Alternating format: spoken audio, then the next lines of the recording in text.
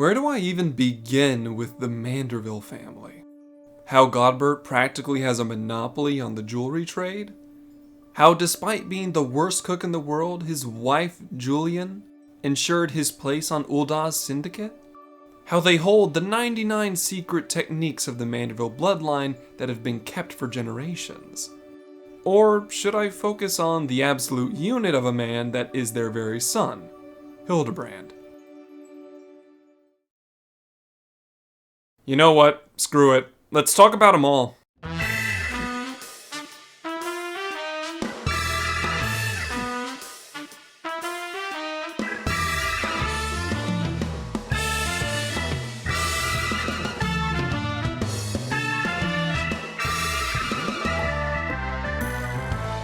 We'll start at the gentlemanly beginning, for we are all Manderville men now. Even you ladies, congratulations! For not just anyone can walk the path of the Manderville man. 'Tis a road that has been time-honored and kept for centuries, and gods forbid you get in its way, cause oh boy, you're just asking for a suplex! None truly know when the Manderville bloodline started, and anyone who says they do likely doesn't have much longer to live, so keep your distance. For the secrets of this normally jovial household are soaked in the tears of the weak-willed whiners of the world. But for now, we'll start by addressing the current head of the Manderville family, Sir Godbert Manderville. Godbert is a Highlander here known to be at least 56 years old. This means his heritage goes all the way back to the mountains of Girabania before ending up in the deserts of Uldah. What a locale change. As a Manderville man, Godbert was to inherit a legacy that was bigger than him in every sense of the word. And yet he would do everything in his power to not only honor the name, but bring it even greater glory. And glory he would indeed bring the Mandervilles. As an aspiring goldsmith, Godbert would use the techniques of his heritage to perfect his own artistic style. And with Baragat as his muse, he would fashion some of the greatest pieces of jewelry Eorzea has ever seen. As the boss man of the company known as Manderville and Manderville, all rights reserved, ownership of the Manderville brand property does not make you an official member of the Manderville family. Please stop. Godbert ensured his business would thrive, and thrive it did. He performed so well that he became Uldah's greatest and most wealthy goldsmith because of his eye for detail and dexterous fingers. But Godbert is not a man to hoard his wealth. No, sir. He is a Manderville man, which means he is a gentleman, which means he gives back to his community, which means gambling! Yes, sir, Godbert Manderville is the proud creator and owner of the one and only Manderville Gold Saucer. A place where your wildest dreams can come true as you spend hours, days, weeks, years amongst its glamorous lights. Chocobo racing, lottery tickets, mini-games. What better place to decide the fate of your fortunes than with a children's card game? Card games on Chocobo's trademark reserved.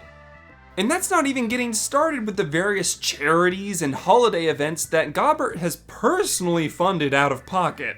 You want to know why he walks around in his underwear? 'Cause he darn well earned the right to. They don't call him the Saint of Nimia for nothing.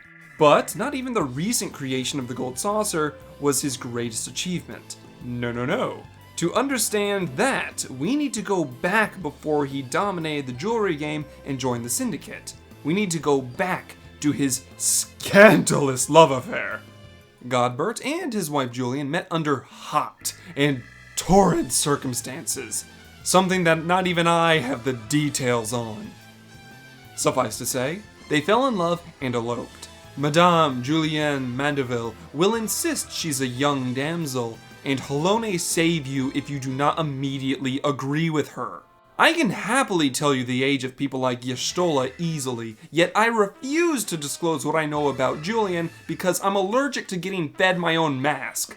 But after their proverbial man cannon of a wedding, Julian settled into the Manderville life easily. She helped her husband run the company Manderville and Manderville, and with a shrewd mind, she helped him amass an even greater fortune than he might have gained alone. So helpful was she that Godbert quickly became one of the wealthiest men in Uldah, earning and securing his position on the illustrious syndicate. If you fail to recall seeing Godbert at the syndicate table, that's your own fault. Pay attention. Look at how his manly aura positively glows through those robes. The man knows good robes when he sees one, just like me. But I digress. Godbert and Julian were a power couple and took Ul'dah by storm. It was only together that they would create their greatest work, something that they both would be extremely proud of.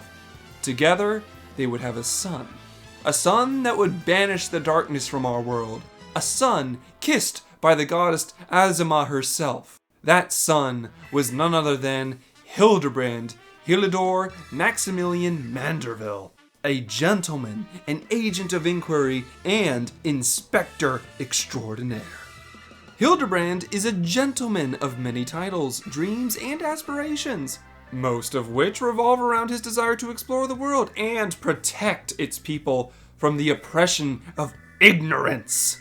There are many wicked monsters and men out there, but he shall be the one to carry the torch of inquiry and illuminate these fiends. Like most parents, Godbert hoped his son would carry on in his footsteps and inherit the 99 secret Manderville techniques that were passed down to him. But Hildebrand had other ideas. At a young age, he already felt smothered by the wealthy lifestyle he was born into, and took to adventuring with an open mind and an even more open heart. Hildebrand does not see the barriers between class and creed like most monkeys of the world. Whether it be man, woman, child, or furry, Hildebrand is happy to give people his time and attention to detail if only to satisfy his lust for investigation. But Hildebrand rarely travels alone. His best friend and #1 fan, Nashu Makaraka, can typically be found by his side, and the origins of their friendship are as explosive as you might expect. For you see, Nashu was actually born to a poacher in the Black Shroud. Like with many Keeper of the Moon poachers, her mom was an outlaw, meaning she and Nashu lived on the run most of the time. But one day Nashu's mother would make a fatal error and lose her life during one of her illegal hunts. Nashu had no others she could call family, and lived as an urchin around the gates of Gridania, begging for whatever scraps of food people didn't want. But eventually she found work as a barmaid at a nameless tavern outside the city. A child shouldn't be made to serve drinks to people, but it was all she could do to feed herself. Though the darkness before the dawn came for her when she was only 13 years old. Someone stole from the tavern, and being a helpless, lonely girl, made her an easy target for the blame. She had no defense, and if she was arrested for thievery, no amount of tears would stop her from losing one of the few things she had left: her freedom. But that's when he walked in the door. Like the very son of Azima, Hildebrand Heliodor Maximilian Manderville himself arrived on the scene.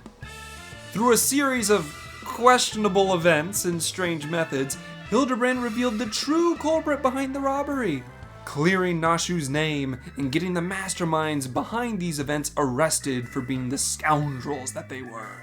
Upon seeing his smiling face and confident persona, Nashu couldn't stop grinning, and after saving her life, she immediately became Hildebrand's biggest fan. She quit her job as a wench then and there, choosing to follow Hildebrand throughout Eorzea as he would continue to solve puzzles and reveal truths. Being orphaned and homeless before she was even a teenager meant she wasn't acclimated to a normal life at all. Hildebrand would teach her everything he knew as the generous sage he is. Over time, she became his best friend and eventually his assistant, as she became an inspector in her own right. That was 8 years ago, and Nashu now happily travels with Hildebrand to solve any problem the people of Eorzea face.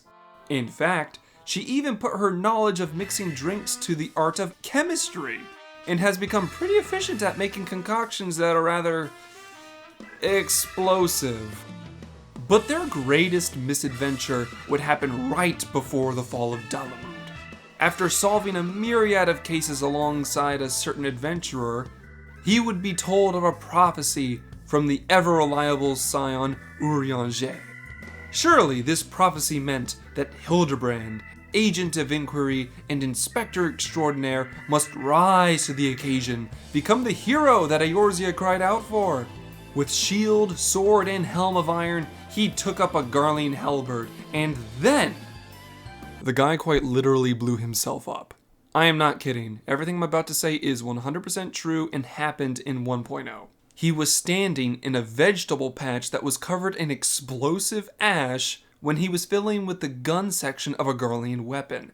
The sparks created from the weapon firing made all the explosive ash in the vegetable patch detonate, sending him rocketing Superman style all the way up to Dalamud, where he was trapped in an Allegan stasis field. Eorzea quite literally stood there and watched as this guy survived breaking the sound barrier and landing on the Red Moon. The stasis field only broke when Dalamud was destroyed by Bahamut's rampage. And guess what? The piece of Dalamud he was trapped in landed around the Sigoli Desert. Who'da thunk it? I would, but that's because I'm me. But being a Manderville man meant that this wasn't the end for him, for he still had a duty to himself, to Eorzea, and to the world. He must continue his crusade of truth. He would be united by his adoring assistant Nashu, and together they would resume where they left off, solving the many problems of the world, one fabulous step at a time. So take heart, everyone. Godbert Manderville has not given up hope that one day his son will inherit all 99 secret Manderville techniques. And with them, another glorious chapter in the Manderville bloodline shall be written. And the hand it shall be written in will be the hand of a truly inquisitive gentleman. Thanks for watching.